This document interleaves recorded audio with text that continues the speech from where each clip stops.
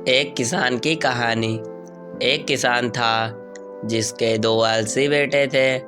वह बहुत ही ज़्यादा आलसी और निकम्मे थे।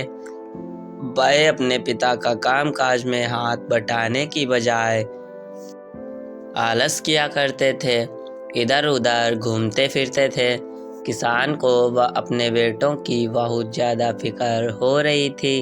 वो सोचते थे कि मेरे मरने के बाद इनका क्या होगा, यह अपना पेट कैसे भरेंगे, अपने परिवार को कैसे संभाल पाएंगे।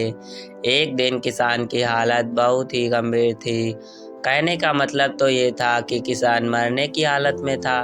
तभी किसान ने अपने दोनों बेटों को बुलाकर उनमें कहा कि हमारे खेत में एक खजाना गड़ा हुआ है, लेकिन वह किस जगह पर है उसकी जानकारी मुझे भी नहीं है, लेकिन खोदने के बाद तो तुम्हें वो खजाना मिल जाएगा। इतना कहकर किसान भगवान को प्यारे हो गए।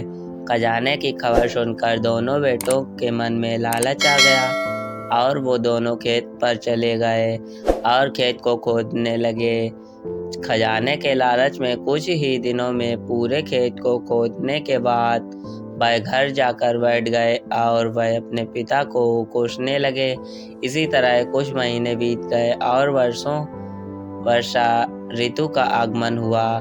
किसान के बेटों के पास पेट भरने के लिए सिर्फ एक ही जरिया था, वो है खेती। तब बाकी किसानों की तरह किसान के बेटों ने खेत में बीज बोने शुरू कर दिए। वर्षा का पानी पाकर वह बीज अंकुरित हो गए और देखते ही देखते खेत लहलहाने लगे। ऐसा लग रहा था कि हवा के झोंके से लहरा रहा था। यह देखकर किसान के बेटे बहुत खुश हो गए। उनको समझ आ गया कि परिश्रम ही सच्चा धन होता है और वो उसी तरह से अपने पिता के शब्दों का मोल भी समझ गए और अपने कामकाज में लग गए। मिलकर काम करने से तरक्की होती है, मुझे परमात्मा ने दिखा दिया है।